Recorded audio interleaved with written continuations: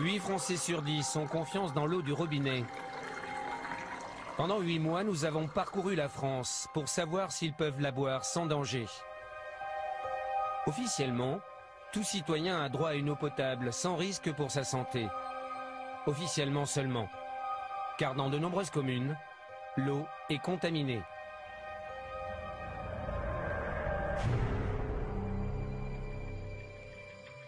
Partout en France, les distributeurs ajoutent de l'aluminium dans l'eau pour la rendre plus limpide. Parfois, en trop grande quantité. Maxi 2320 ? Vous vous rendez compte que la santé de ces gens-là est en danger? C'est incroyable. Vous avez envie, vous, d'avoir une maladie d'Alzheimer? Ben, pas moi. L'aluminium favoriserait la maladie d'Alzheimer. Près de 3 millions de Français ont bu au moins une fois de l'eau non conforme en aluminium. En Charente, en Eure-et-Loire ou en Seine-et-Marne, la population boit une eau interdite pour les femmes enceintes ou les jeunes enfants. On ne peut pas décemment continuer à ouvrir le robinet et avoir la pourriture qui nous sort du robinet.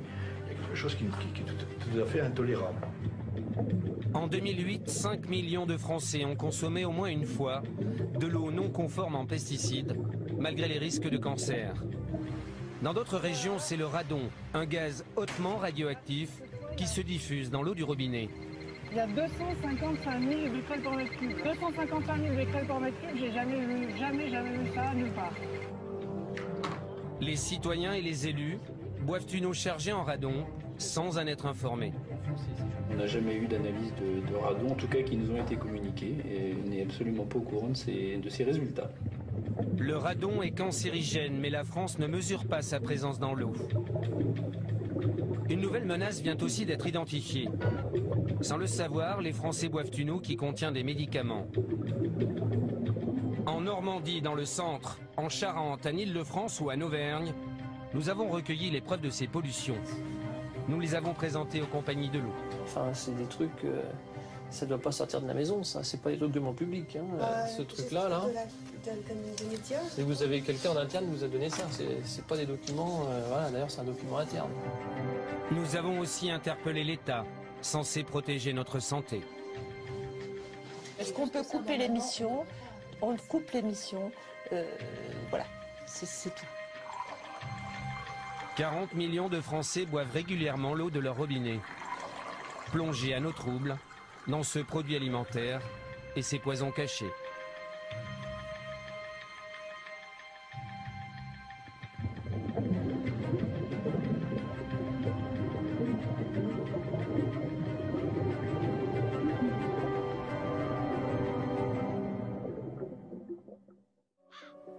Selon les derniers chiffres officiels, 16 millions de Français boivent une eau traitée avec de l'aluminium.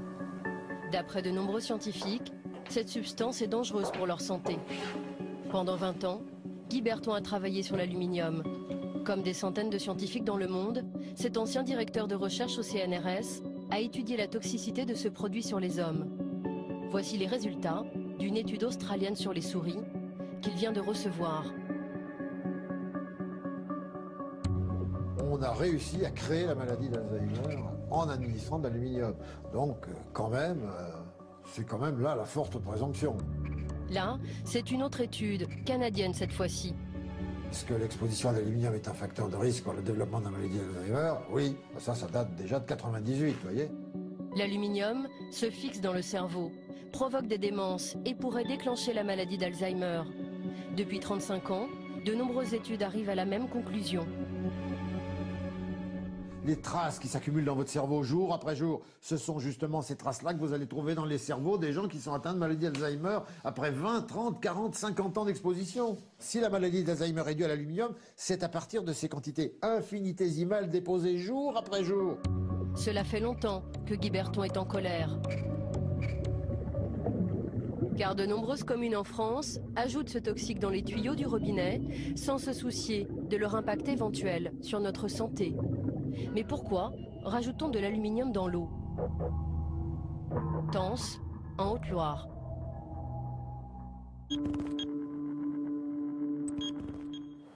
C'est une petite rivière qui prend naissance dans cette vallée.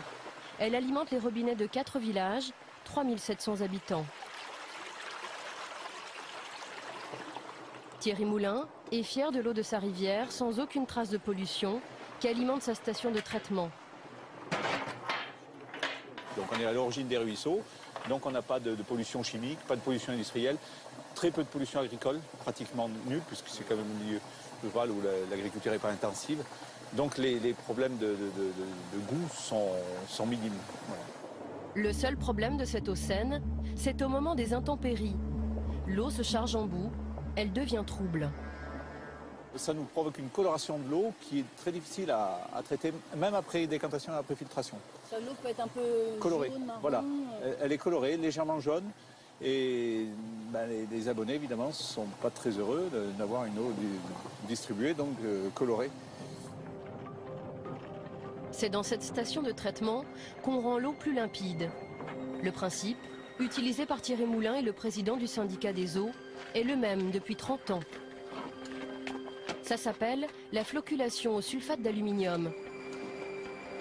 Voici le bac qui contient le produit chimique. Oui, on a 3200 litres et ça nous fait à peu près une année de fonctionnement.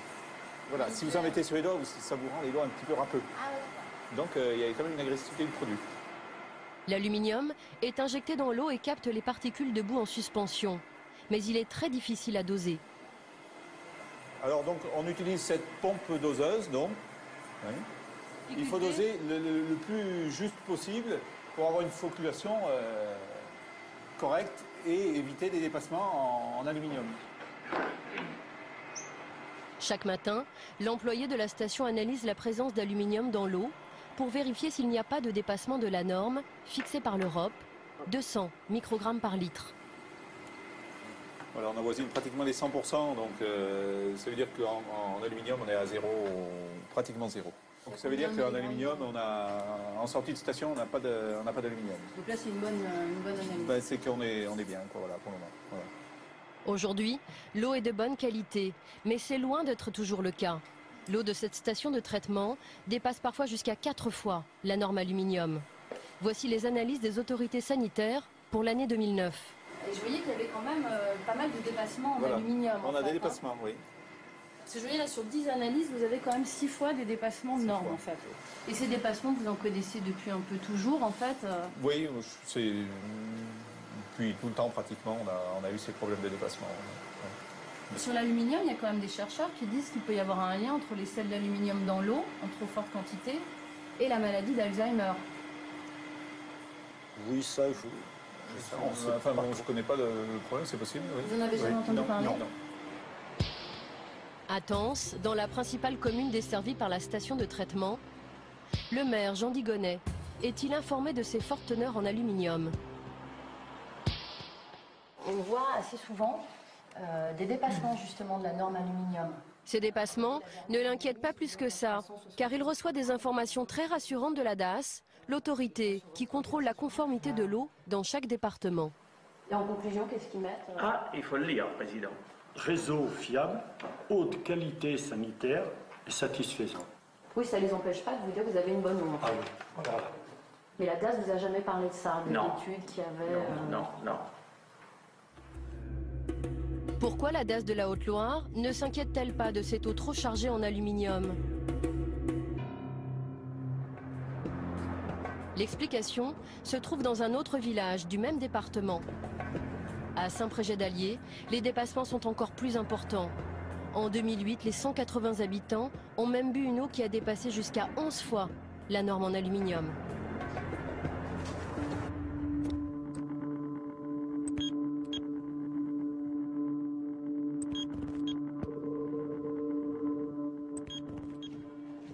Pour l'ingénieur sanitaire de la DAS qui nous rejoint, ces chiffres ne sont pas alarmants. David Ravel va nous expliquer que l'aluminium est une référence et non une limite de qualité. En clair, la norme existe, mais on peut la dépasser. Un joli tour de passe-passe réglementaire. Donc là, par exemple, effectivement, on a 936 microgrammes par litre en aluminium. Et on conclut quand même eau d'alimentation conforme. Tout à fait. Alors pourquoi? Parce que le paramètre de conformité par rapport à de l'eau est apprécié au regard des limites de qualité. Il n'est pas apprécié au regard des références de qualité, tout simplement. Dans cette colonne à gauche, ce sont les limites de qualité. Quand les substances toxiques reconnues par l'État dépassent, l'eau est non conforme. Mais dans la colonne de droite, celle des références de qualité, lorsque l'aluminium dépasse la norme, l'eau est toujours conforme. C'est-à-dire si je suis dans cette colonne-là et que je dépasse, l'eau est non conforme. Exactement. Si je suis dans la référence de qualité et que je dépasse, l'eau est quand même conforme. Exactement. C'est quand même un peu étrange, non? Non, non. Une référence de qualité ne traduit pas un risque sanitaire, ou pas un risque sanitaire direct en tout cas. Donc ça veut dire que l'aluminium, il n'y a pas de risque sanitaire avec l'aluminium, même si on dépasse les normes. Aujourd'hui, l'aluminium est une référence de qualité. Donc il n'y a pas de risque sanitaire. C'est pas considéré comme une limite de qualité. Oui, j'en pensais quoi de ça? Moi, j'ai pas d'appréciation à avoir, j'applique la réglementation. Pour l'ingénieur qui veille sur la santé des populations, ces dépassements en aluminium ne posent pas problème. Mais pour le chercheur Guy Berton, les habitants de Saint-Prégé-d'Allier sont déjà en danger quand ils boivent une eau qui atteint la moitié de la norme aluminium. En Europe, Bruxelles a défini comme norme celle de l'OMS, c'est-à-dire 200 microgrammes par litre. Mais tout le monde sait, enfin, disons les gens courants, savent qu'au-dessus de 100 mg par litre, vous allez doubler l'incidence de la maladie, le taux d'incidence de la maladie d'Alzheimer. Et bon... Et c'est très grave ce que vous dites, parce qu'il y a plein de communes en France où l'eau est à plus de 100 microgrammes. Je ne sais pas s'il y en a plein, j'en sais rien. Mais en tout cas... moi je peux vous dire qu'on en a Ah oui, trouvé. alors s'il y en a, ben, ces gens-là sont en danger de... Ce sont les relevés de la DAS, Ouais. de Ah oui, ça m'intéresse. d'eau, Oui. de certaines communes où on est allé tourner. Oui, d'accord. Vous allez voir la... Ben, je connais les trucs, les formulaires, oui. Maxi 2320 ? Oh, c'est pas possible. Non, c'est un document de la DAS. C'est invraisemblable, ça. En 2320 microgrammes par litre. Disons, le cerveau va être joli. Hein. Ah non, c'est invraisemblable. Mêmes analyses présentées à un autre chimiste, André Picot. Il a dirigé un laboratoire de recherche au CNRS. Cet ancien expert auprès de l'Union européenne a lui aussi travaillé sur l'aluminium. Oh là là là là. Ouais, oui. Ouais, oui.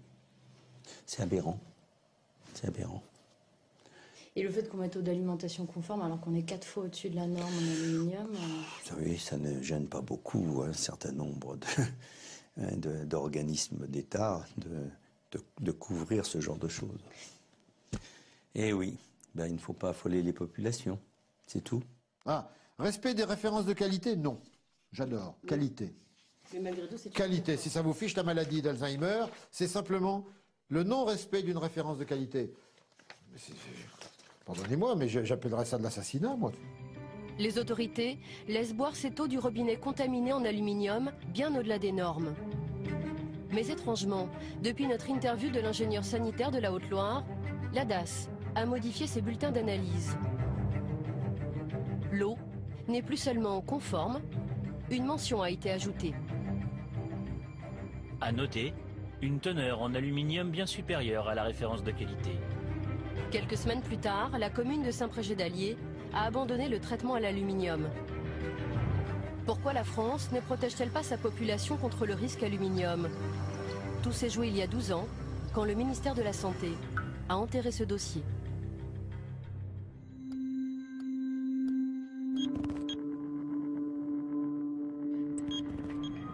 En 1998, une équipe épidémiologique de Bordeaux travaille sur la maladie d'Alzheimer. Elle fait une découverte importante. Une forte teneur en aluminium dans l'eau du robinet pourrait être un facteur de risque de la maladie d'Alzheimer. C'est Jean-François Dartigues qui a supervisé cette étude.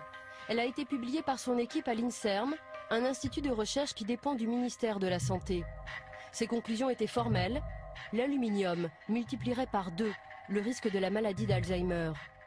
L'exposition à un taux d'aluminium dans l'eau d'adduction supérieur à 100 microgrammes par litre était associée à un risque majoré de maladie d'Alzheimer, un risque à peu près augmenté de 50%. 100 microgrammes par litre, c'est la moitié de la norme actuelle. Cette information fait l'effet d'une bombe et les gros titres de France Soir. Le 14 octobre 1998, ce journaliste publie l'information. Voilà l'article qu'on avait sorti à l'époque, donc avec les déclarations de Jean-François Dartigues et d'un certain nombre de scientifiques. Enfin bon, ça a été donc l'explosion immédiate. Lorsque Roger Langlais contacte Jean-François Dartigues, le chercheur est catégorique sur ses résultats. J'ai appelé Dartigues, celui qui dirigeait l'unité de recherche. Et puis, donc à l'époque, il se montrait très naturellement convaincu. Il me disait, ça fait 2 ans qu'on vérifie nos résultats, donc on ne va pas encore les vérifier. Et il déclarait, on devrait tout de suite demander à la population, dans les communes où on atteint 100 microgrammes ou plus, d'arrêter de boire de l'eau du robinet, tout simplement, et de boire de l'eau en bouteille, en attendant d'utiliser un autre système. Et tout de suite, la préconisation, évidemment, de cesser de traiter l'eau du robinet avec de l'aluminium. Et vous dit ça à l'époque? Il me dit ça à l'époque, c'est vraiment très clair. Voilà. Il n'y a pas la moindre ambiguïté, il n'y a pas le moindre doute.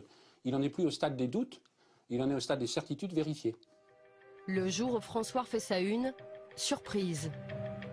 Une étude de l'INSERM de Bordeaux à prendre avec précaution. Elle établit un lien entre l'aluminium présent dans l'eau du robinet et puis la maladie d'Alzheimer.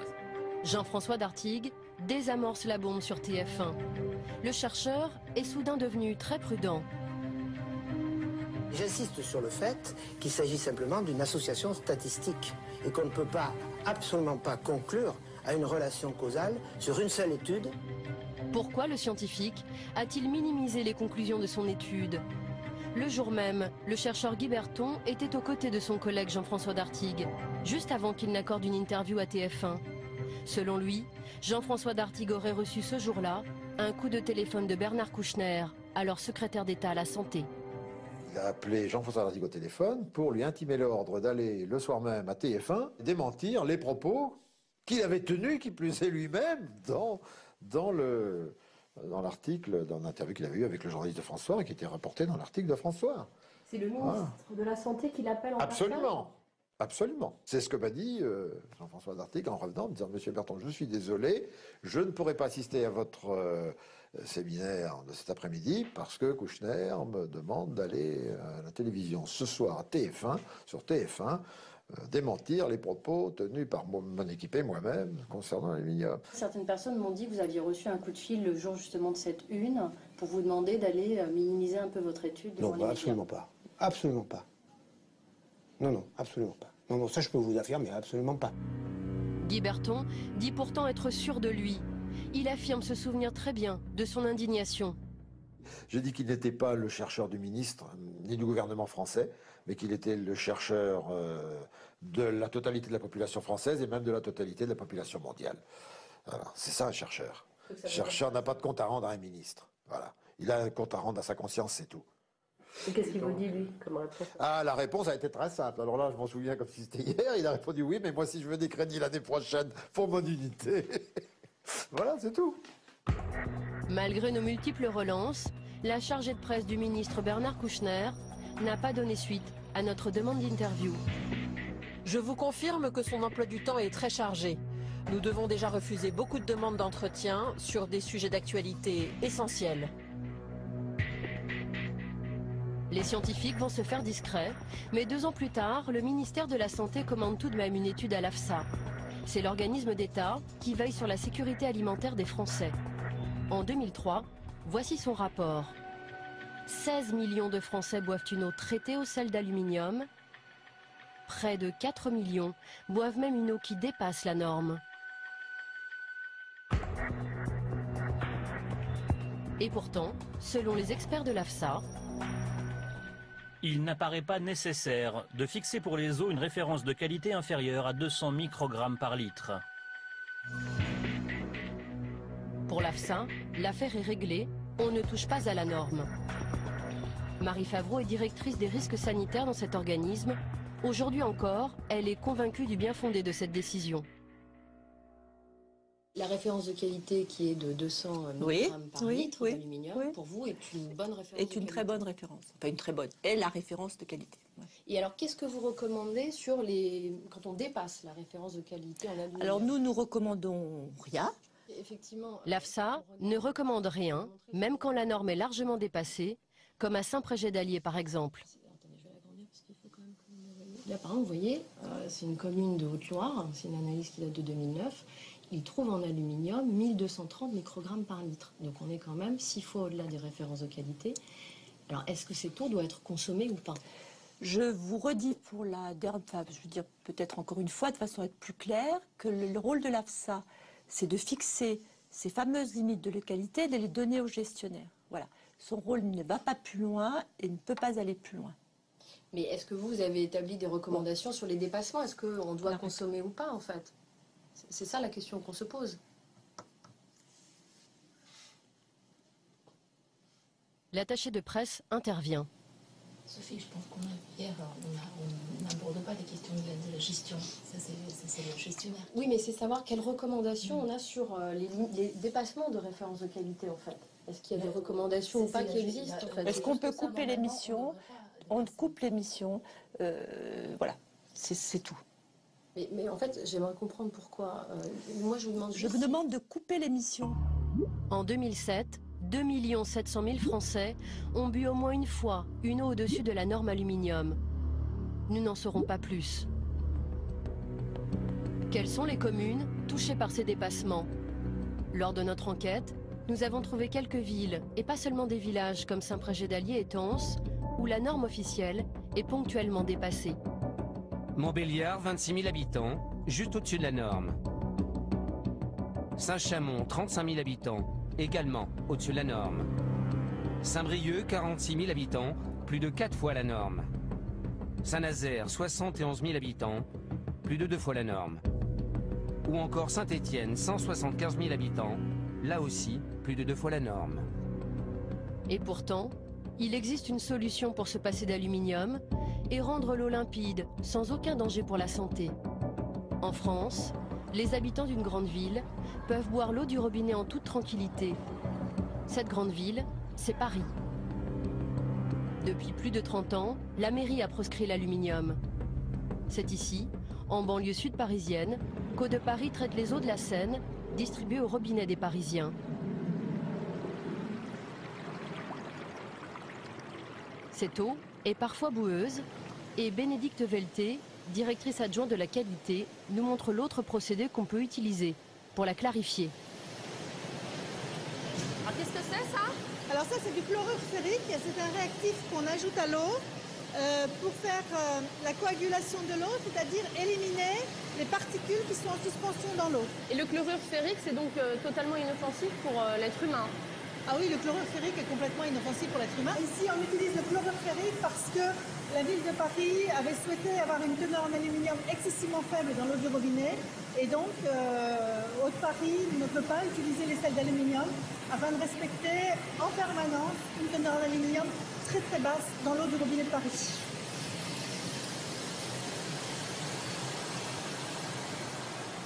Pourquoi un quart des Français, selon les derniers chiffres, boivent-ils toujours une eau traitée à l'aluminium et non pas au fer? Est-ce que c'est plus complexe à utiliser par exemple que les sels d'aluminium? Non.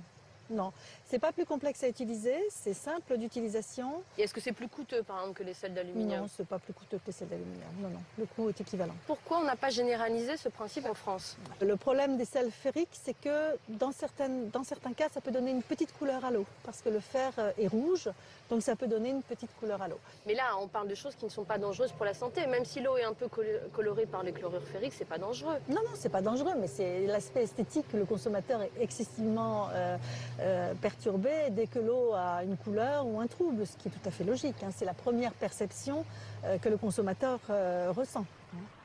Pour ne pas déplaire à leurs clients, par simple souci marketing, les distributeurs de l'eau préfèrent encore utiliser les sels d'aluminium. Du côté des grandes compagnies de l'eau, l'utilisation de ce toxique est tabou. Suez, le numéro 2 français, a refusé de s'exprimer sur ce traitement. C'est quand même un procédé qui est encore utilisé chez Suez. Oui, mais oui, c'est un procédé qui est utilisé, mais comme partout. Donc aujourd'hui, nous, on ne s'exprime pas sur ce sujet-là, quoi. Enfin, nous, aujourd'hui, on nous a dit, aucun intérêt de parler sur ce sujet, quoi. Pour nous, c'est un non-sujet. Veolia, le numéro 1 mondial, qui vend de l'eau à 24 millions de Français, a accepté de nous recevoir, mais sans connaître les informations dont nous disposons. Nous nous sommes procuré un rapport interne de l'entreprise sur la qualité de l'eau. Il date de 2003. Voici ce qu'il préconise. Gérer le risque médiatique à propos de la maladie d'Alzheimer. Ce document indique noir sur blanc que Veolia a distribué une eau qui ne respecte même pas la norme aluminium à 1 100 000 Français. Chez Veolia, Boris David a été mandaté pour nous répondre. Cet hydrogéologue est tout de suite mal à l'aise quand on prononce le mot aluminium. Les sels d'aluminium, c'est largement utilisé dans vos usines de traitement? C'est utilisé, je pense qu'on privilégie aujourd'hui plutôt les chlorures ferriques et ce type de réactifs, mais c'est encore utilisé. Oui. Pourquoi on privilégie les chlorures ferriques? Je sais bien où vous voulez en venir sur les problèmes des résiduels d'aluminium dans l'eau, c'est ça Oui, parfois il y a des dépassements de normes. Ouais. Il me semble qu'on les utilise toujours. Maintenant, on respecte les normes. Enfin, à ma connaissance, il n'y a pas de dépassement majeur en aluminium sur nos usines. Le rapport interne de Veolia démontre le contraire. J'ai un document sur la qualité de l'eau, c'est un document qui date de 2003. Ce document, Boris David refuse au début d'en parler. Ça ne doit pas sortir de la maison, ça. C'est pas des documents publics. Hein. Le truc sur l'aluminium, vous m'avez montré. Je ne sais pas comment vous avez obtenu ça. Mais ça, ce truc-là, là. Des médias. Et vous avez quelqu'un en interne qui vous a donné ça. C'est pas des documents. Voilà, d'ailleurs, c'est un document interne. J'ai celui de 2009, si vous voulez, on peut regarder. Ah bah oui, ça peut être intéressant, ouais, si vous l'avez. À contre-cœur, Veolia nous livre le nombre de personnes qui ont encore bu en 2009 de l'eau qui dépasse régulièrement la norme aluminium. Je ne sais pas où vous avez vu ce document-là. Hein. Moi, ça m'inquiète de savoir qu'ils sont en circulation. Et sur la répartition nationale, globale, vous avez combien de personnes encore Là, on en a global 106 900. Donc il y a encore 106 000 personnes qui ont des problèmes de qualité d'eau sur l'aluminium. Voilà. Tu veux faire des plans ou pas du document? Si je peux, bien sûr. Mais je pense pas. Non. Ouais. Non. Quelles sont les communes clientes de Veolia qui ont distribué cette eau régulièrement contaminée? Nous n'en saurons pas plus. Pourquoi les compagnies persistent à traiter l'eau du robinet avec de l'aluminium? C'est le chercheur Jean-François Dartigue qui va nous le révéler. Lorsqu'il publie son étude sur l'aluminium et la maladie d'Alzheimer, il rencontre les 3 grandes compagnies de l'eau. Pour passer au fer, elles auraient dû changer leurs installations. Elles ne le souhaitaient pas. J'ai discuté avec eux de ça. Eux m'ont dit à l'époque, mais c'était il y a 10 ans, ça peut peut-être changé, que ça coûterait quand même nettement plus cher. Donc c'était un problème économique en fait. Il y a un problème économique derrière. Je pense que ça coûterait plus cher. Ça veut dire aussi que l'économie est passée devant la santé. Non, parce que et je crois que on va pas dire c'est un problème. La santé est aussi un problème économique, si vous voulez. Il faut faire des choix. Qu'est-ce que vous voulez dire par il faut faire des choix? Il faut choisir. Est-ce qu'on choisit la santé des enfants? Est-ce qu'on choisit la santé des... Ou est-ce qu'on choisit la santé des vieux? On fait bien un choix. Donc l'aluminium et les personnes âgées, c'était pas forcément la priorité? Ça me paraît pas la priorité. Et même encore. 10 ans après l'étude épidémiologique française sur les facteurs de risque de la maladie d'Alzheimer, l'aluminium n'est toujours pas une priorité pour l'État. Le ministère de la Santé ne recense pas les communes concernées par ce procédé. Pour d'autres polluants, l'État a l'obligation de protéger toute la population. Ce sont les nitrates et les pesticides. Pour ces polluants agricoles, la réglementation est formelle. Pas question de dépasser les normes. Pourtant, 5 millions de Français ont bu en 2008, au moins une fois, des pesticides. Et les autorités le leur cachent trop souvent.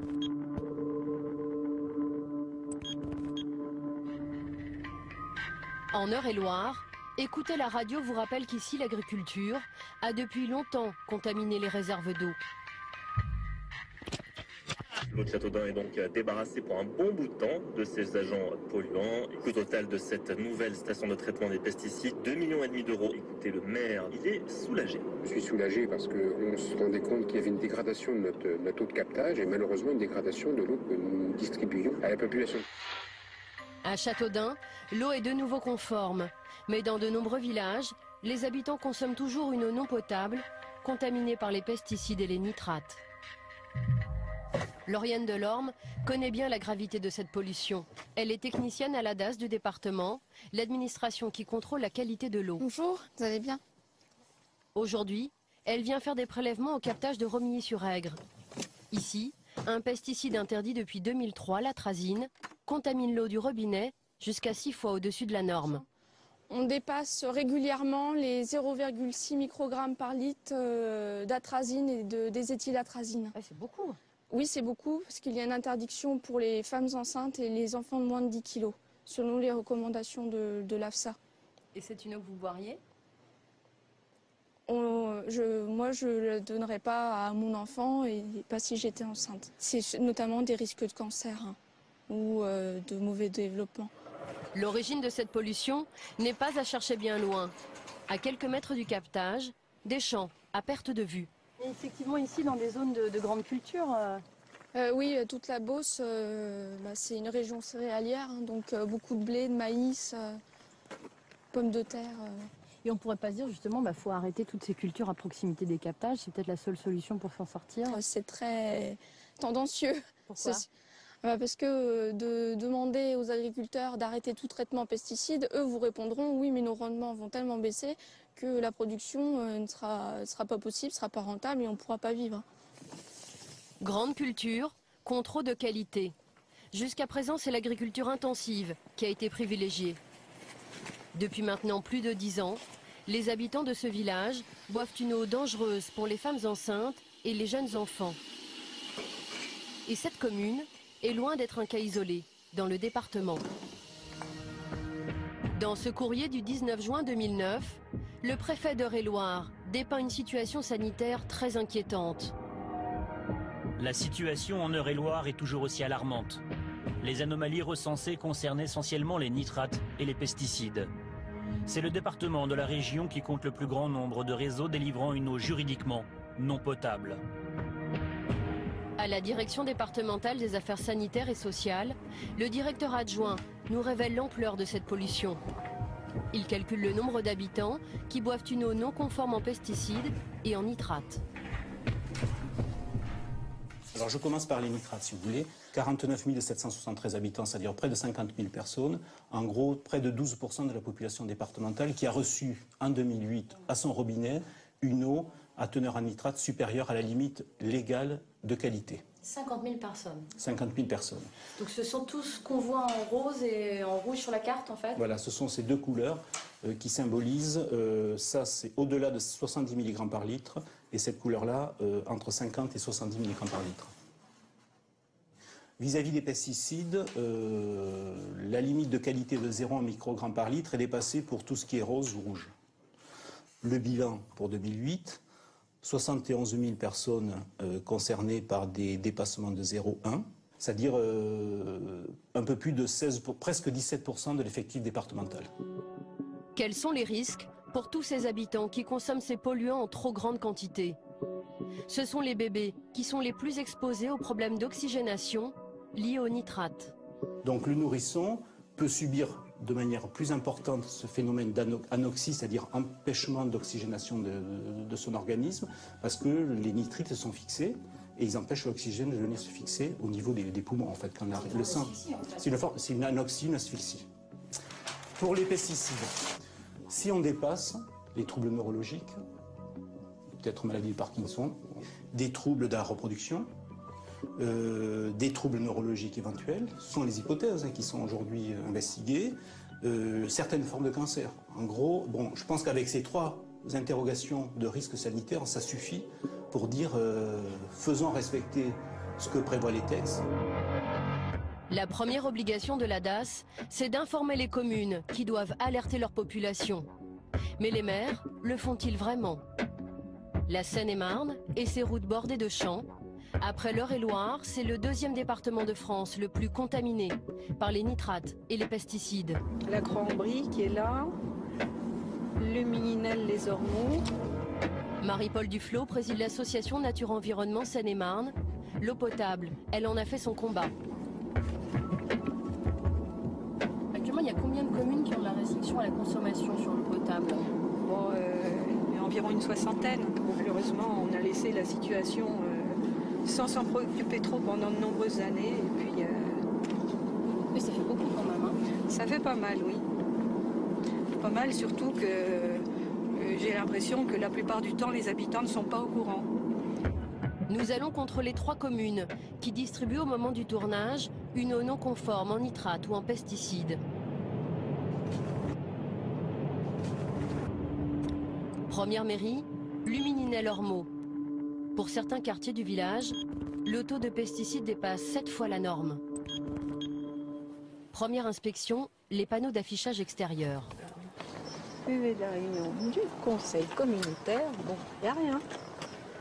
À l'intérieur, même constat. Bon, il y a quand même risque d'intoxication du monoxyde de carbone, ils sont conscients de ça. Par contre, l'eau potable, ça n'a pas l'air de faire partie des... Madame le maire, est-ce qu'elle est là Non, je ne suis pas disponible. Ah, c'est vous, madame. Un reportage sur l'eau et la manière dont les mairies communiquent sur la qualité de l'eau. Oui. Vous prenez un rendez-vous parce que moi, aujourd'hui, je n'ai pas le temps. D'accord, mais c'était juste pour savoir pourquoi ça n'était pas affiché alors que c'est une obligation des des mairies d'afficher. C'est affiché en principe dans les mairies. Bah oui. Donc voilà, c'est pas là aujourd'hui, c'est pas de chance. D'accord ? C'est pas de chance. Mais Donc pour les citoyens, c'est pas de chance. Oui, mais aujourd'hui, je n'ai pas le temps. Un accueil sympathique. Ouais, très sympathique. Ce qui s'appelle se faire jeter. Deuxième commune, Gatun. L'eau est au-dessus de la norme de 50 mg par litre pour les nitrates et 6 fois plus pour les pesticides. Bonjour. Je suis Sophie Le Gall, je suis journaliste pour France 3. Oui. Bonjour monsieur. Bonjour. En fait, on réalise un reportage sur l'eau du robinet. Oui. Et puis là, on fait un petit tour des mairies dans le coin pour voir un peu comment ils communiquent auprès de leur population sur la qualité de l'eau. Ah bah vous êtes tombé sur la bonne mairie. Pourquoi ? Je suis monsieur Pichot, le maire de Gatun. Vous pouvez nous montrer un peu en termes d'affichage ou de communication à la population comment vous procédez ? Les relevés. Ah, ils sont dehors. Les analyses ne sont affichées nulle part. Et vous savez que c'est obligatoire d'afficher en mairie ? Oui, je sais, je sais. Mais pourquoi ça n'a pas été fait alors ? Ah, madame, pourquoi que ça n'a pas été fait, pourquoi que c'est fait, pourquoi que c'est... Vous savez, je vous le dis, je vous le répète, on n'a aucun malade, aucun mort. Des fois, je blague avec les gens, l'eau. Mais on n'a pas grand-chose, nous. Les pesticides, enfin, c'est beaucoup. C'est les pesticides qu'on a. Et les nitrates. La secrétaire vient de sortir ce document d'un tiroir. Il confirme bien des dépassements en nitrates et en pesticides. Voilà. Et là, par exemple, il y a des restrictions à la consommation là, sur ces relevés ? Si, bien sûr. Ah non, mais que les femmes enceintes et puis les nourrissons, oui. Les nitrates et les pesticides sont reconnus maintenant par tout le monde comme étant d'origine agricole. Qu'est-ce que vous connaissez faut arrêter de dire ça, faut arrêter. Alors là, vous allez me mettre en colère, là. Parce que... Pas de chance, le maire est un ancien agriculteur. Les agriculteurs sont quand même responsables en partie de ces taux de pesticides et de nitrates élevés dans l'eau quand même. Ah oui, mais je vous dis pas le contraire. Je vous dis pas le contraire. Mais heureusement qu'il y en a quand même des agriculteurs parce qu'on travaille plus de faim. Dernière commune, Courpalais. Ici aussi, l'eau potable dépasse la limite en nitrate et 4 fois la norme pesticide. Devant le parvis de la mairie, surprise, une future maman embarque des bouteilles d'eau. Qu'est-ce que vous faites là en fait ? C'est parce qu'en fait, comme je suis enceinte, je venais demander des aides et on m'a dit que j'avais le droit à des bouteilles d'eau. Une par jour en fait. Voilà. Tous les mois, les gens, alors on distribue de l'eau aux femmes enceintes et aux femmes enceintes.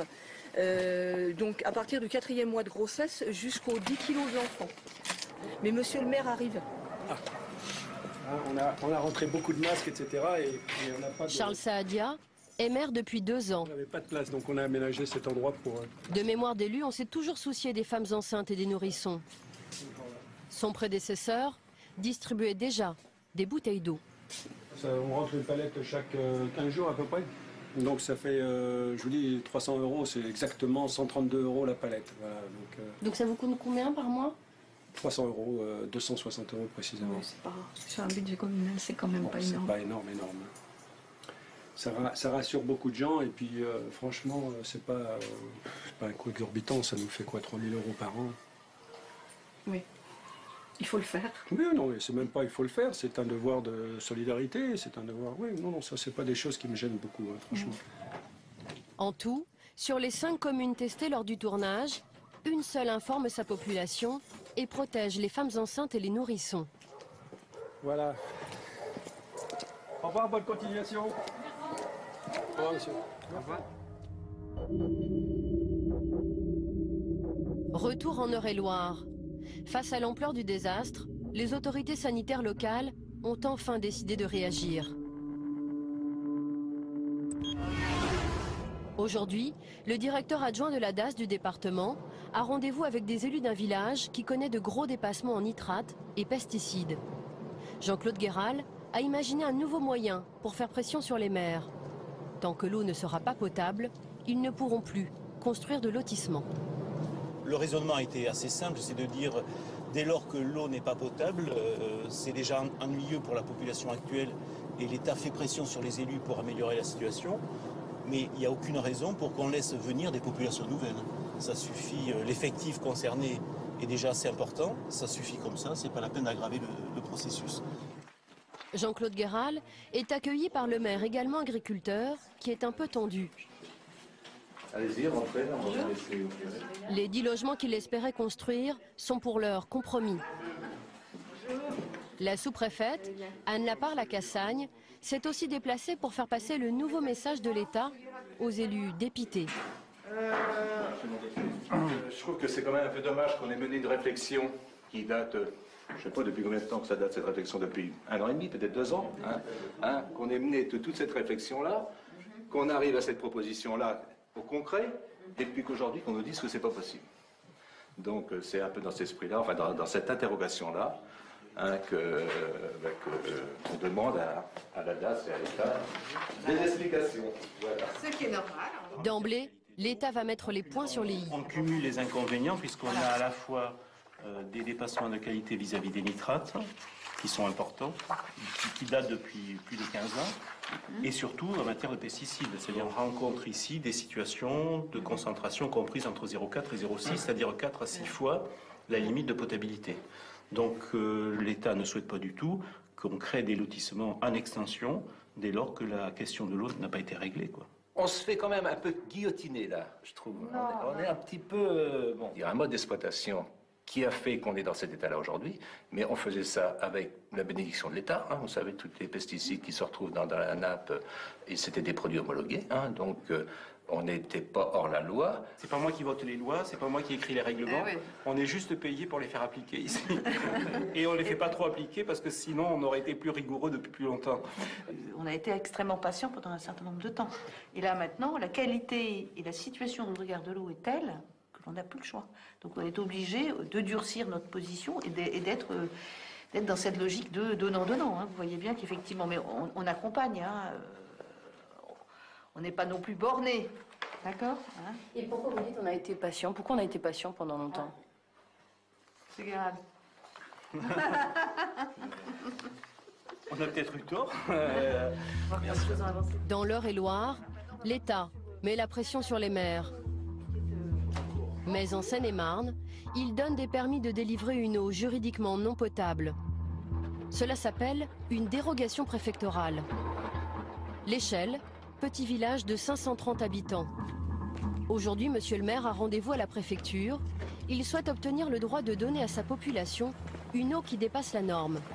Selon lui, cela fait plus d'une génération qu'elle est régulièrement contaminée par les pesticides et les nitrates. Ça vous inquiète pas que les gens boivent de l'eau chargée en nitrates et en pesticides depuis maintenant 20 ans ici? Oui, facilement. Ça vous inquiète pas, ça?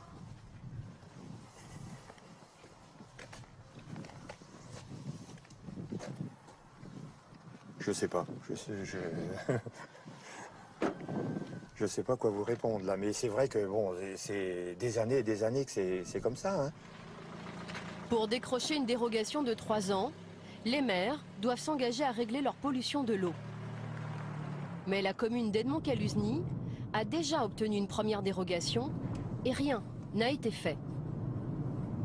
Pendant la première dérogation, non, il n'y a pas eu de travaux de fait parce que il y a plusieurs communes concernées et puis c'était beaucoup de discussions pour pouvoir élaborer ce projet. Donc c'était pas tellement concret, si vous voulez.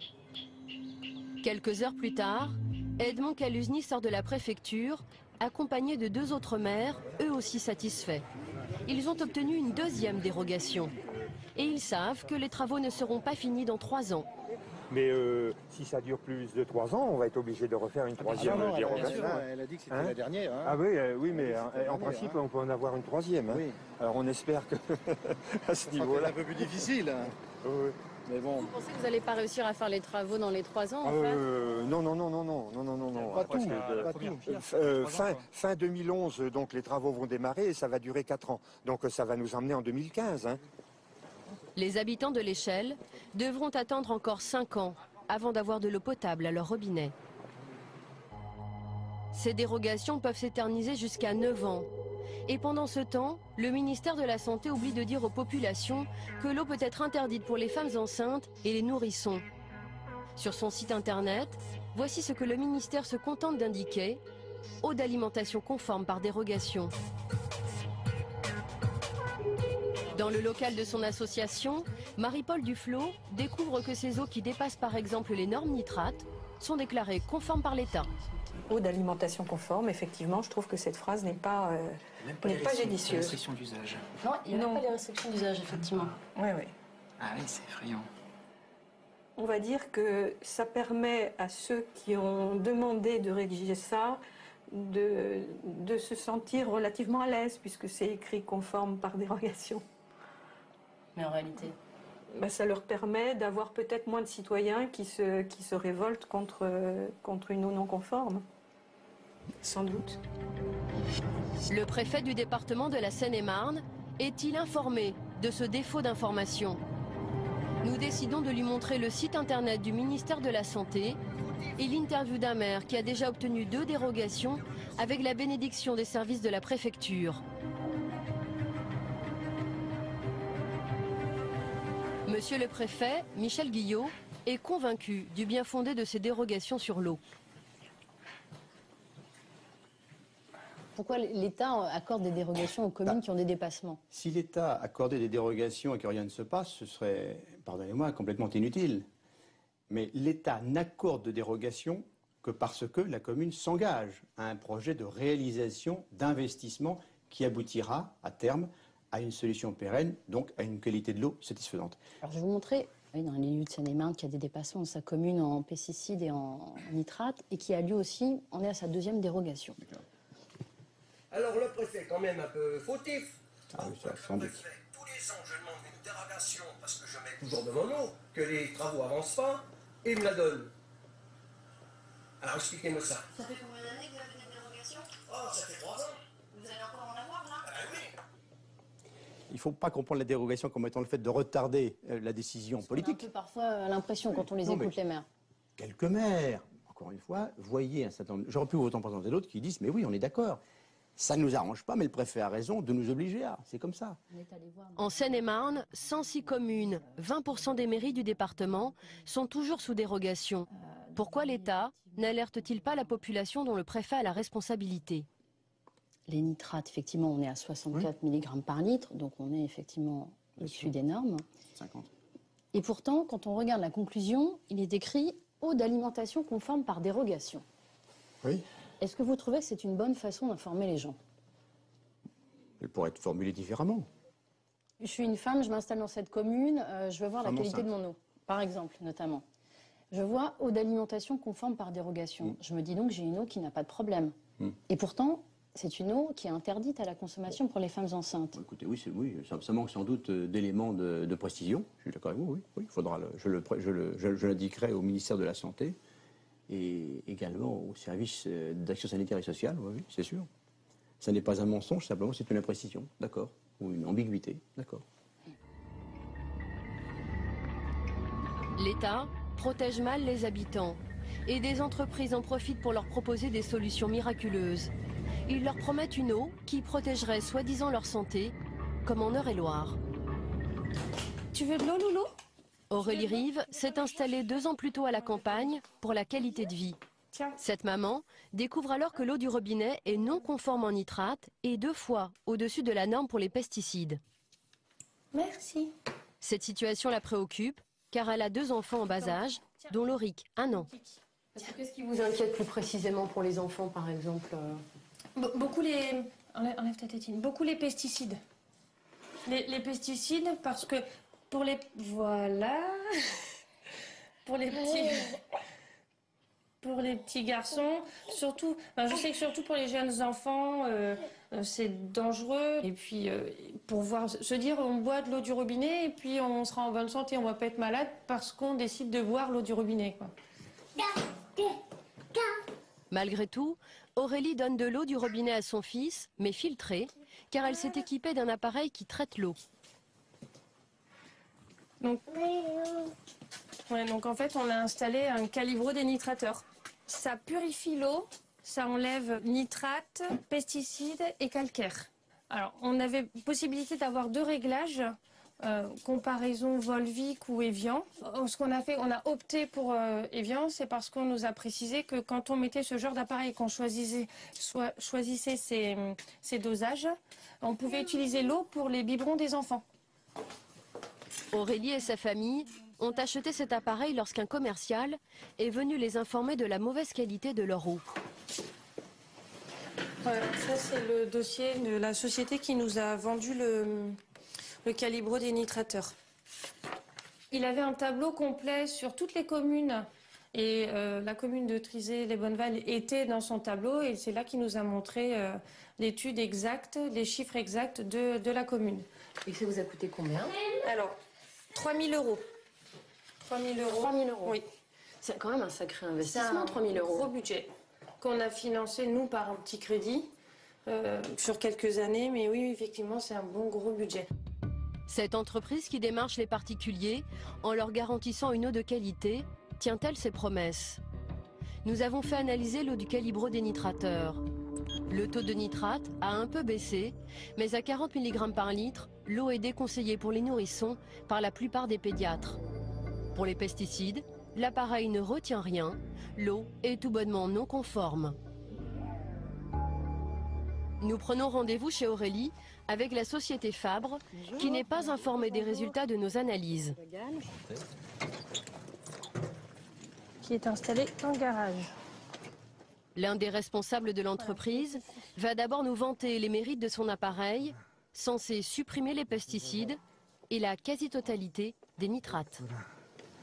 On va garder à peu près 10% en moyenne, selon les réseaux, environ 10% de ce qui est contenu au départ. Donc là, ici, on est autour de 60 mg par litre. Donc on va être en dessous de 10 mg par litre de nitrate.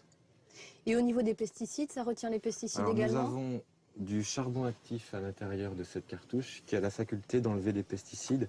On est à 0,18 microgrammes par litre, donc le calibrodénitrateur peut traiter. Pas de chance pour l'entreprise, nos analyses démentent totalement ces belles paroles.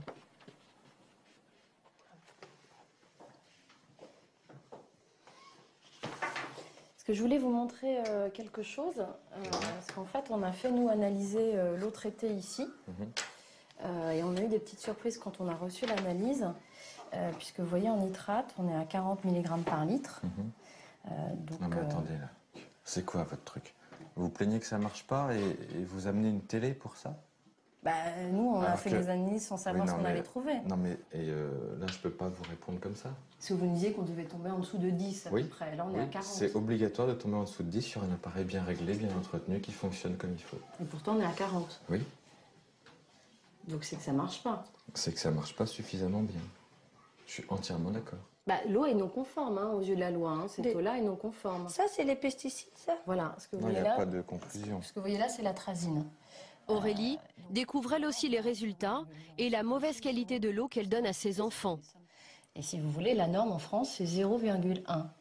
Donc on est au-dessus de la norme. D'accord. Madame Rive, quand vous voyez ça, ça vous satisfait? Non. Moi, ce qui m'embête surtout, c'est les nitrates, parce que je donne l'eau. On est arrivé ici, mon bébé avait 6 mois, et le commercial nous avait bien expliqué qu'il y avait un agrément qui a été délivré, qu'on pouvait mettre l'eau dans l'eau des biberons. Aurélie paye 2 fois pour une eau contaminée. Une première fois pour un appareil qui ne marche pas, une seconde fois à sa commune qui distribue une eau juridiquement non potable. Mais les communes ne sont pas les seules à vendre de l'eau au-delà des normes. Les grandes compagnies de l'eau aussi. Voici par exemple les analyses de 5 communes de la Seine-et-Marne sous dérogation préfectorale qui dépassent les normes nitrates ou pesticides. C'est Veolia, le numéro 1 mondial, qui commercialise cette eau. Ce géant de la distribution contrôle pourtant tous les jours la qualité de son produit. Ça commence par la saveur. Voici ce que les laborantines doivent détecter dans l'eau. Donc moisi, hydrocarbures, terre, chlore et pharmaceutique. Chaque matin, elle goûte les eaux de la région parisienne, comme on déguste un bon vin.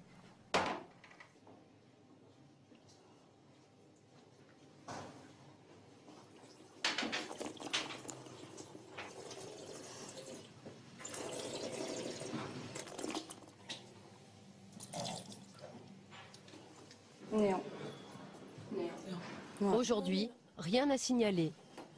Et est-ce qu'on peut détecter comme ça, par exemple, la présence des nitrates ou des pesticides? Non. Non, on ne peut pas. Là, c'est vraiment juste... c'est une analyse sensorielle, donc du coup, on ne peut pas savoir réellement ce qu'il peut y avoir dans l'eau.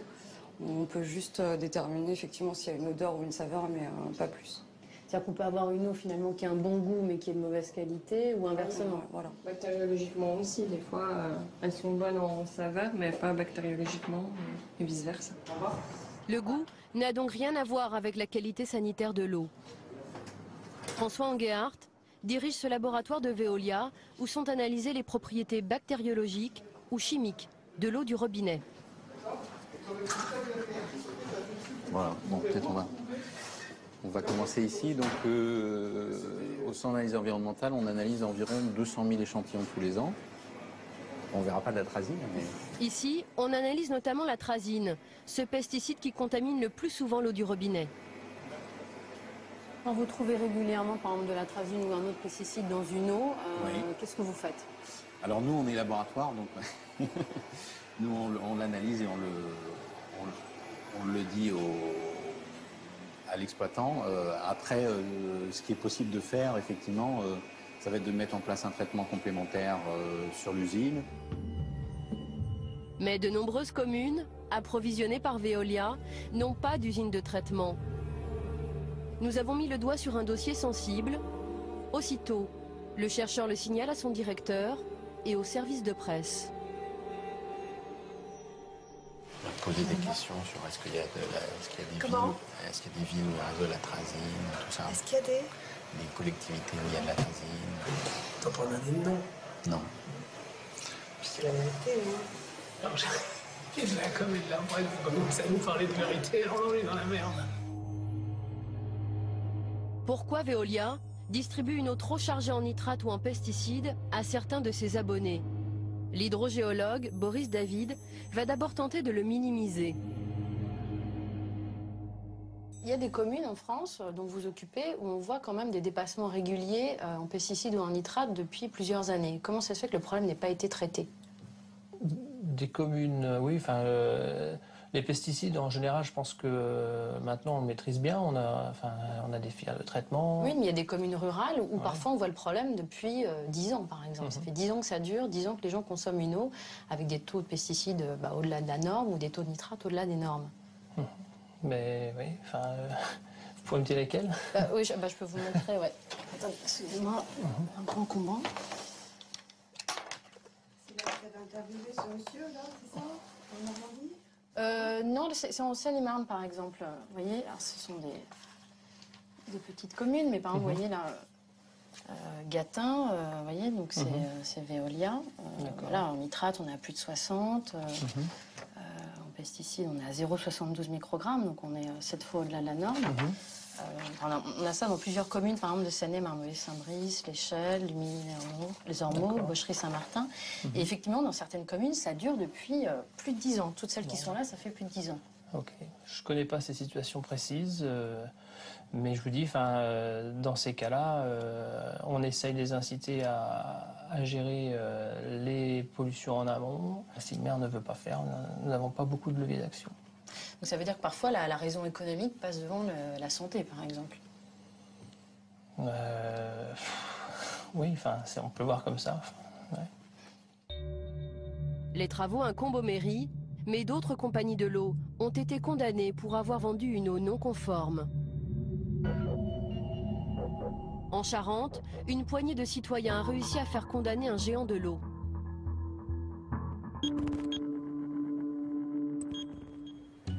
Cette bataille judiciaire s'est déroulée à Moutier. Il y a 9 ans, ces 2 enseignants et ce douanier ont découvert que la SOR, le numéro 3 français, vendait à 11 000 personnes l'eau contaminée de ce captage de la Forge.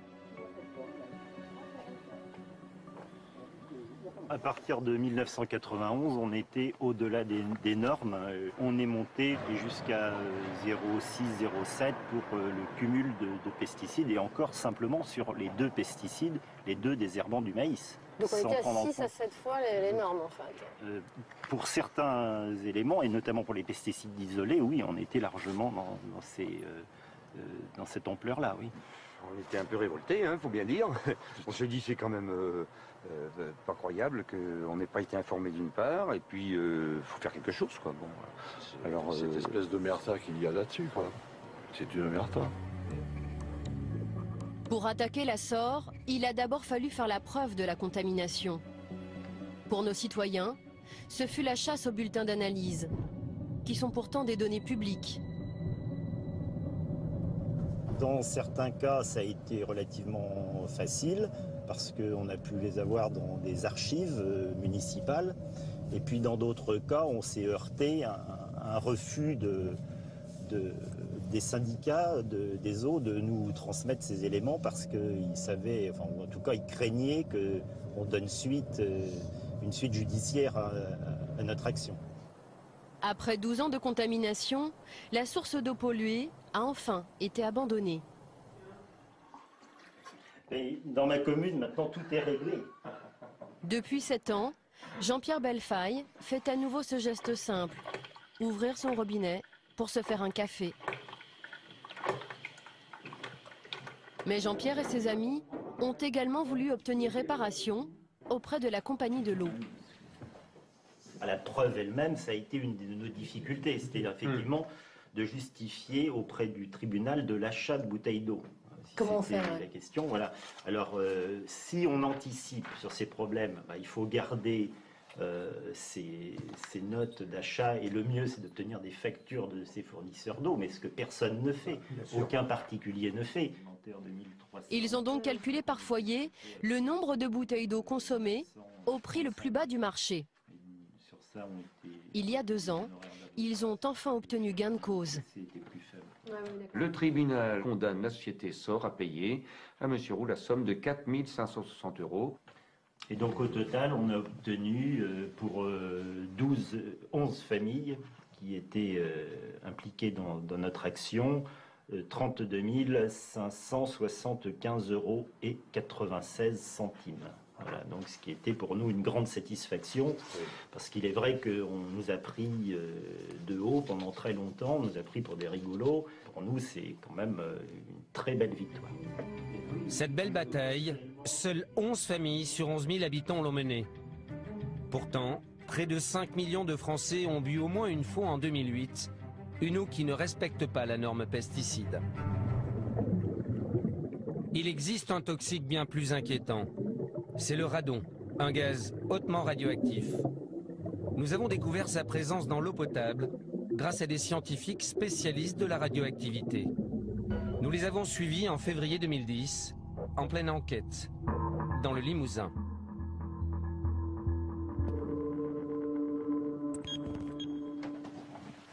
Bruno Charéron est ingénieur en physique nucléaire. Il dirige le laboratoire indépendant de la CRIRAD, un organisme agréé par l'État et spécialisé sur la radioactivité. Aujourd'hui, sous une pluie battante, il se rend au captage de Saint-Sylvestre.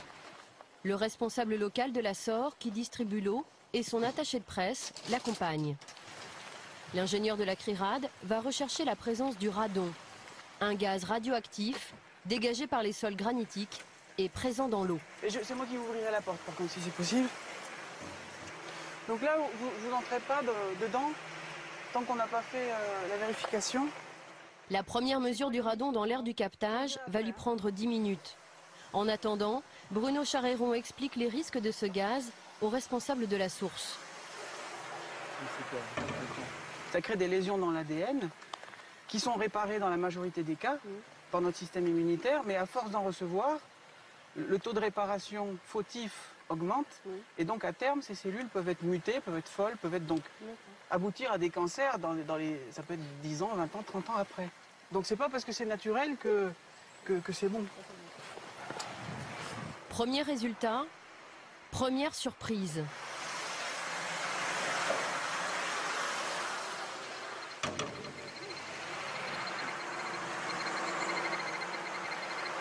Alors, il y a quand même 27 000 becquerels par mètre cube, alors qu'on est juste à l'entrée, quoi. Dans les écoles, par exemple, la norme à ne pas dépasser est de 1000 becquerels. C'est beaucoup?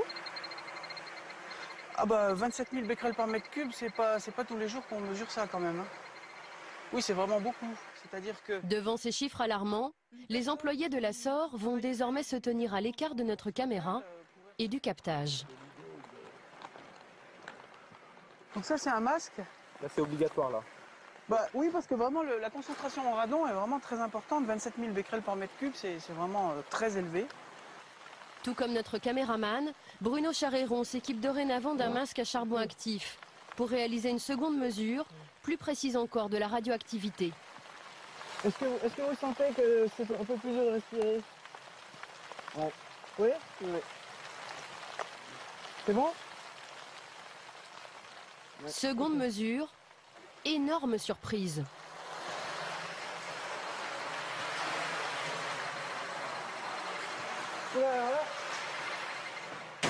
Là, cette fois, il y a 255 000 becquerels par mètre cube. Ah, on a carrément encore monté là. Ouais. Et 255 000, vous aviez déjà vu des chiffres pareils sur des captages d'eau? Ah, moi, 255 000 becquerels par mètre cube, j'ai jamais vu ça nulle part.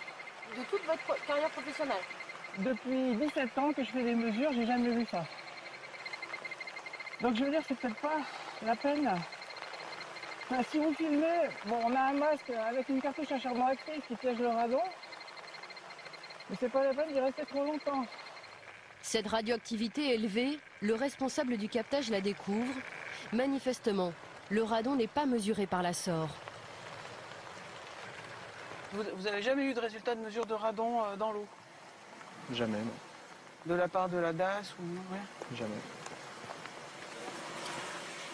La radioactivité de l'eau du captage se retrouve-t-elle au robinet des habitants de Saint-Sylvestre?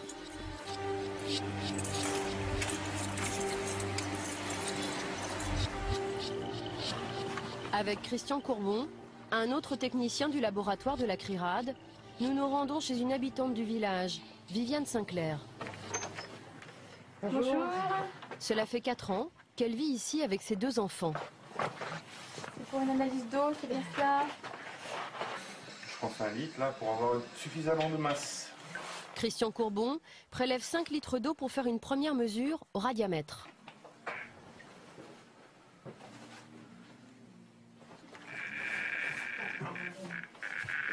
Ça veut dire qu'il y a du radon dans l'eau, quoi. Parce que bon, il y a beaucoup de descendants du radon qui sont présents dans cette eau pour pouvoir le mesurer avec un radiamètre sur aussi peu de matière. D'accord. Voilà. Donc ça veut dire qu'a priori cette eau est chargée en radon. Il y a un marquage clair, voilà. Vous, cette eau, vous la buvez? Eh bien oui, on boit l'eau du robinet toute l'année. On boit que ça. On boit que ça. Les enfants aussi? Absolument. Cette mesure au robinet n'est pas prévue par la réglementation française. On connaît les effets, mais on ne fait rien pour protéger. Voilà. Et pourquoi? Enfin, pourquoi? On aimerait bien savoir. Ouais, on aimerait bien savoir. Voilà. Pour les habitants de Saint-Sylvestre qui boivent l'eau de leur robinet, quels sont les risques de contamination? À Valence, dans son laboratoire, Bruno Charéron va analyser l'eau de Viviane Sinclair. Avec l'échantillon. Bonjour, ça va? Ouais, bonjour. Ça s'est bien passé? Ça a été. Ouais. Hop. Alors là, on en ramène un de Saint-Sylvestre. C'est de l'eau qui a été prélevée sur le captage des sauvages. Donc c'est de l'eau du robinet? Voilà, c'est ça. L'ingénieur en physique nucléaire mesure les éléments radioactifs présents dans cette eau.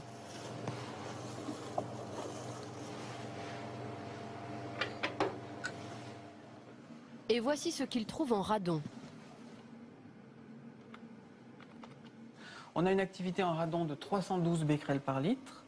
Donc ça fait une dose sur l'année, si on prend les coefficients des Nations Unies, pour 2 litres par jour pour un adulte, ça fait plus de 2 millisieverts par an. Et pour un très jeune enfant, un nourrisson, qui consomme 33 centilitres par jour, ça fait 3 millisieverts par an. En clair, cette eau devrait être interdite à la consommation. 3 millisieverts, c'est 30 fois plus que la limite de radioactivité pour l'eau potable. Il y a une irradiation interne d'un certain nombre d'organes en fonction du trajet du radon dans le corps. Donc ça va concerner aussi bien l'estomac, les reins, le foie. Une partie du radon peut même atteindre la moelle osseuse. Pourquoi cette eau radioactive est-elle malgré tout distribuée? Tout simplement parce que la réglementation française fait l'impasse sur la radioactivité du radon. Les analyses réglementaires qui sont demandées pour les eaux potables comprennent un certain nombre de contrôles, sauf le radon 222, c'est-à-dire ces pics-là, qui sont pourtant dans beaucoup d'échantillons d'eau souterraine, en particulier dans les régions granitiques, qui sont les principaux contributeurs à l'irradiation des personnes qui vont boire cette eau. En avril 2010, le laboratoire a écrit à la ministre de la Santé. Il a demandé que la France mette en place une norme sur le radon dans l'eau, comme le recommande la Commission européenne depuis 2001. En Haute-Vienne, nous allons découvrir que les autorités sanitaires n'ignorent pas la présence du radon à la sortie du robinet. Jean Jaouen, ingénieur sanitaire à la DAS, va d'abord se montrer rassurant. Il présente une des analyses que ses services ont réalisées à Saint-Sylvestre. L'eau est potable? L'eau est potable et répond aux normes et aux exigences de qualité. Pourtant, en regardant de près ce document, l'eau du robinet contient de l'uranium, du radium et du polonium. Leur radioactivité dépasse la limite de 0,1 millisieverts imposée par les autorités européennes. Ah, c'est quand même supérieur alors à la norme? C'est supérieur, mais c'est compris entre 0,1 et 0,3 millisieverts. Et selon l'interprétation de l'autorité de sûreté nucléaire, l'eau peut être distribuée en état s'agissant d'une petite installation. On n'est pas vraiment tous égaux alors?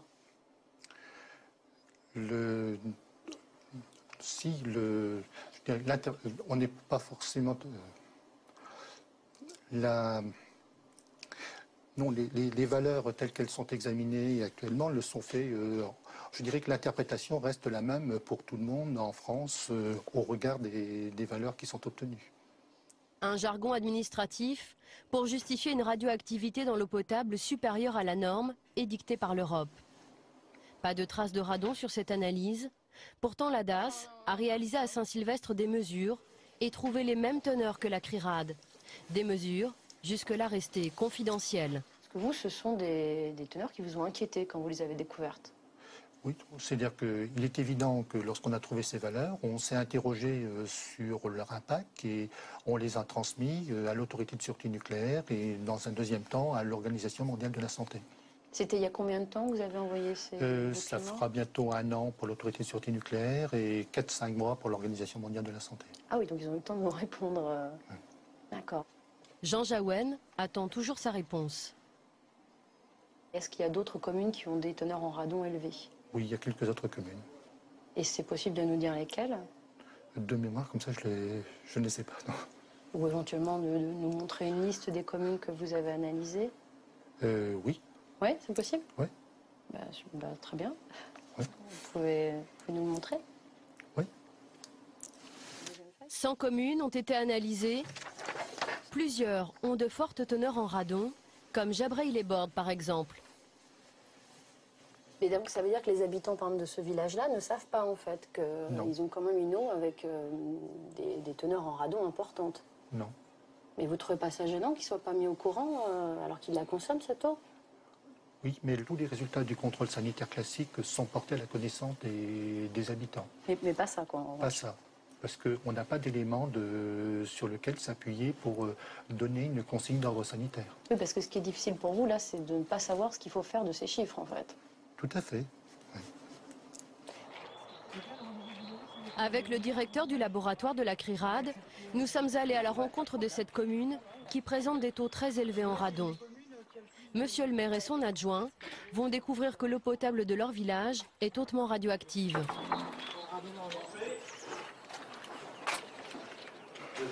Alors, ce que je voulais simplement vous montrer, ce sont des analyses qu'on a récupérées en fait à la DAS de Haute-Vienne, qui concernent en fait le radon. Ce sont les autres communes ici. D'accord, donc on fait partie des communes enfoncées, si je comprends bien. Oui, effectivement, on fait partie des communes où il y a un taux de radon très important. D'accord. Et on doit s'inquiéter de ce chiffre? Est-ce que vous déjà vous avez été informé de ces chiffres? Absolument pas. Du tout. Non, nous on a des analyses de radioactivité qui sont faites une fois tous les 4 ans par captage en fait. Mais non, on n'a jamais eu d'analyse de radon, en tout cas qui nous ont été communiquées, et on n'est absolument pas au courant de ces résultats. Voilà. Et comment ça se fait qu'ils fassent des analyses dans votre commune et qu'ils ne vous informent pas alors que vous êtes les élus de cette commune? Bah écoutez, c'est pas à nous qu'il faut poser cette question. Je pense que c'est plutôt à eux. Effectivement, moi je trouve ça un petit peu curieux. C'est vrai que c'est curieux. L'eau atteint parfois 1300 becquerels. Pour la Commission européenne, il ne faudrait plus boire l'eau du robinet au-delà de 1000 becquerels. Et pour Bruno Charéron, avec 50 fois moins de radon, les habitants sont déjà en danger. Il suffit d'avoir dans l'eau seulement 20 becquerels de radon par litre pour dépasser la dose qui est recommandée à ne pas dépasser pour la boisson. Et comment on peut éliminer le radon? Donc pour éliminer le radon, il y a le fait de faire circuler de l'air, de brasser cette eau avec de l'air extérieur qui est peu chargé en radon, pour forcer l'eau à dégazer son radon. Et puis il y a des systèmes de filtration, par exemple à charbon actif. Mais bon, c'est pas simple. Hein. C'est vrai que moi je suis prêt à faire tout, on est prêt à faire tous les aménagements possibles sur le réseau d'eau pour être dans les normes, pour être quoique dans certaines limites. Mais il n'y a aucun problème. Mais c'est que derrière, il faut le financer et nous, on ne peut pas le financer. À Jabrail-les-Bordes, le maire est désemparé.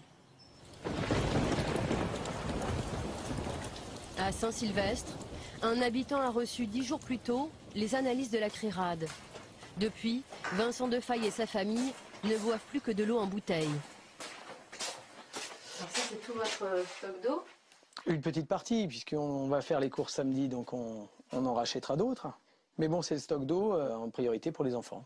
L'eau de la cantine aussi, elle a du radon. Donc sur le coup, on a donné des petites bouteilles d'eau à nos enfants, ce qui n'était pas facile pour la cantinière, pour tout le monde, et puis même pour les enfants eux-mêmes, puisque pourquoi nous, on ne boit pas de l'eau, elle n'est pas bonne l'eau, plein de questions.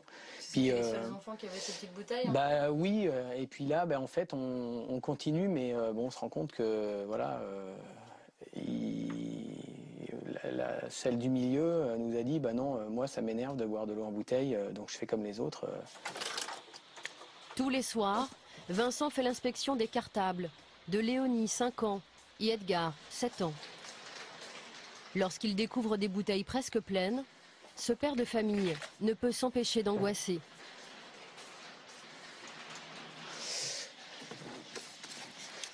Voilà, par exemple, Edgar, il a sa petite bouteille. On se pose la question aussi, quand ils n'ont pas bu, est-ce qu'ils ont bu?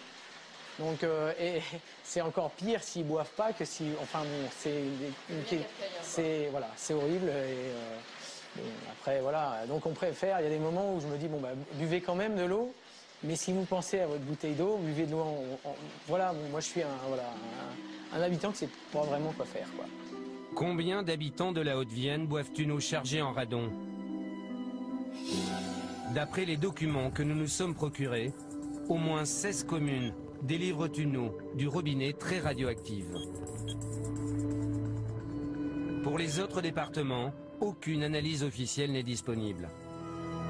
Le laboratoire de la CRIRAD poursuit ses recherches. Il s'intéresse à présent à l'Ardèche, le Puy-de-Dôme et la Loire.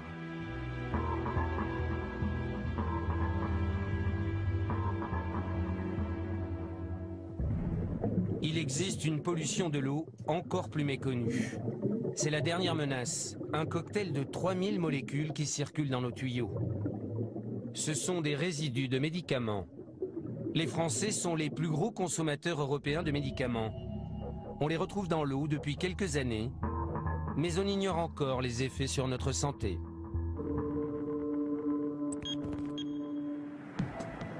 C'est une partie de pêche un peu particulière qui se joue sur les bords de la Seine, non loin de Rouen.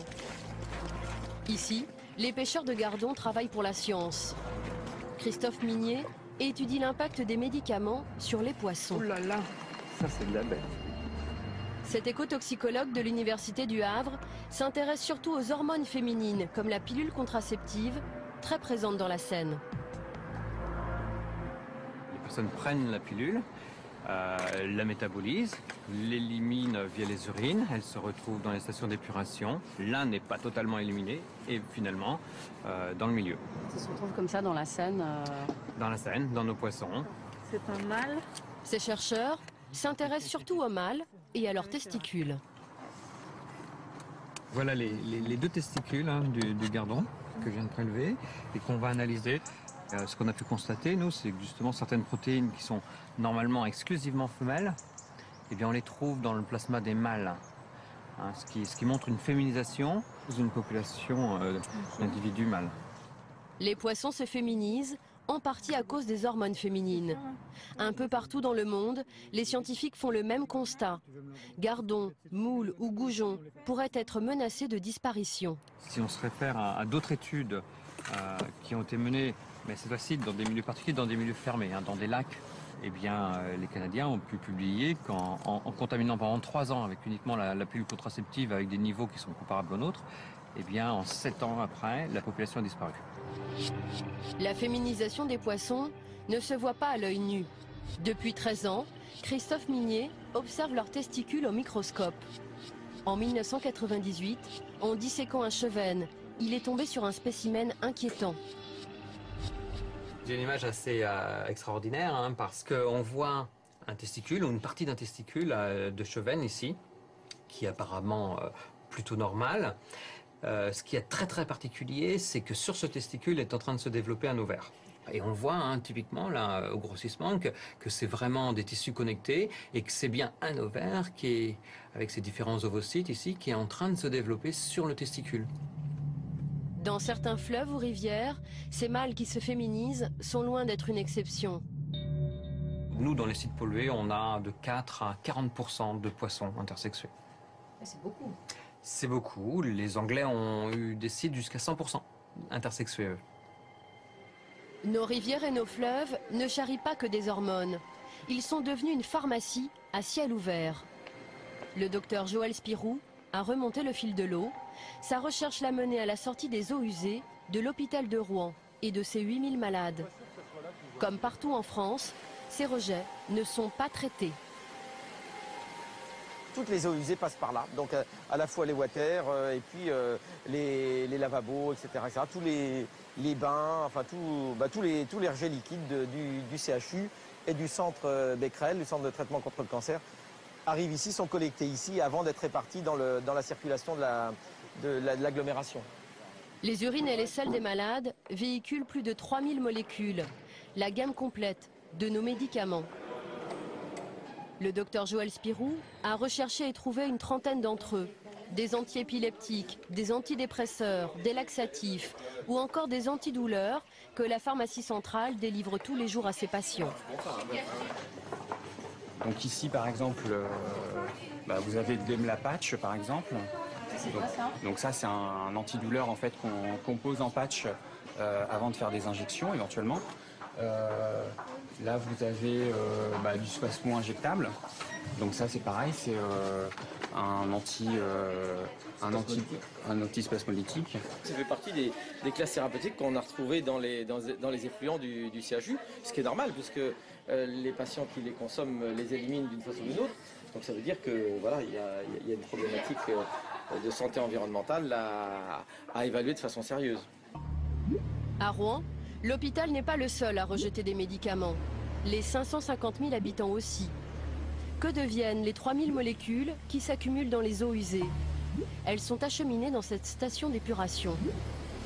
Ici encore, le docteur Joël Spirou a réalisé des analyses. Une fois traitée, l'eau contient toujours les résidus des médicaments. On retrouve entre 70 et 80% des médicaments qu'on a retrouvés à l'entrée de la station d'épuration. C'est une preuve, s'il en fallait une, que ces stations d'épuration ne sont pas prévues. Elles n'ont jamais été prévues pour retenir les résidus médicamenteux. Par exemple, le tramadol, on s'aperçoit que par an, on laisse repartir 78 kg d'antalgiques dans la Seine. Alors, me direz-vous, 78 kg, c'est pas grand-chose, mais c'est pour un bassin de population relativement restreint. Et pour une seule molécule. Et pour une seule molécule, et si on rapportait ça à toute la France, ça peut être colossal. Et le plus soucieux, c'est qu'on ne sait pas le devenir de cette molécule dans l'environnement. Tous les ans, la station de Rouen rejette des milliers de kilos de médicaments dans la Seine pour 30 molécules analysées seulement. Et l'eau de la Seine, comme les autres fleuves de France, alimente nos robinets. Cela commence à préoccuper les autorités. Depuis octobre 2009, des scientifiques collectent à Nancy des échantillons d'eau en provenance des 4 coins de la France. Ils travaillent pour l'AFSA, l'agence de l'État qui surveille notre sécurité alimentaire. C'est près de 600 points de prélèvement qui arrivent ici au laboratoire, qui viennent de tous les départements français. On a environ entre 2 et 5 points de prélèvement par département. Et là, à titre d'exemple, vous avez des cartons qui proviennent des départements 71, 72, 74. Donc là, ce sont les départements qui viennent d'être prélevés aujourd'hui. Dans le laboratoire, les scientifiques recherchent depuis quelques mois les 40 médicaments les plus consommés en France. Un ingénieur a accepté de nous révéler les molécules déjà identifiées dans les échantillons d'eau potable. On a pu mettre en évidence des molécules comme la carbamazépine à un certain niveau de concentration. Donc la carbamazépine, on va la retrouver ici. Donc c'est un neuroleptique. Donc c'est une des premières molécules qu'on a retrouvées sur les 3 bassins qui ont été étudiés. Donc le bassin Adour-Garonne, Rhône-Méditerranée-Corse et Loire-Bretagne. Qu'est-ce qu'on a pu trouver d'autre? Alors on a également trouvé l'aspirine, ce qui est à peu près normal puisque grosse consommation. Et également donc de la metformine, pour les diabétiques en fait, comme molécule. Ce sont les seuls exemples que l'ingénieur nous livrera, mais rien sur les quantités trouvées. Ces molécules, quand vous les retrouvez dans l'eau, c'est à quelle teneur en fait? C'est difficile par rapport à notre activité là, de vous dire une teneur dans le sens où notre demandeur pour l'instant n'a pas eu accès aux données. C'est un ordre de grandeur, hein, c'est oui, non, comprendre. Mais l'ordre de grandeur, c'est, voilà, je peux pas vous dire parce que pour l'instant, on sait qu'on a retrouvé un certain niveau, mais ce niveau-là, il faut le confirmer, il faut le valider, et il faut l'être sûr parce que vous imaginez derrière les associations de consommateurs qui vont nous dire attention, vous avez dit que vous aviez trouvé que 100, et si on a le malheur de trouver dans une autre été 300 ou 400 nanos, admettons, imaginons, ils vont dire ah oui, vous aviez dit que vous aviez que 100. Donc, vous avez peur que ça affole les gens en fait. Voilà. Les résidus de médicaments peuvent-ils nous rendre malades? Cet été, l'État recevra les résultats de cette étude nationale qu'il a commandée. Il connaîtra alors la quantité de médicaments que les Français boivent un peu partout sur le territoire. Les autorités sanitaires informeront-elles la population? Seul le ministère de la Santé a la réponse à cette question.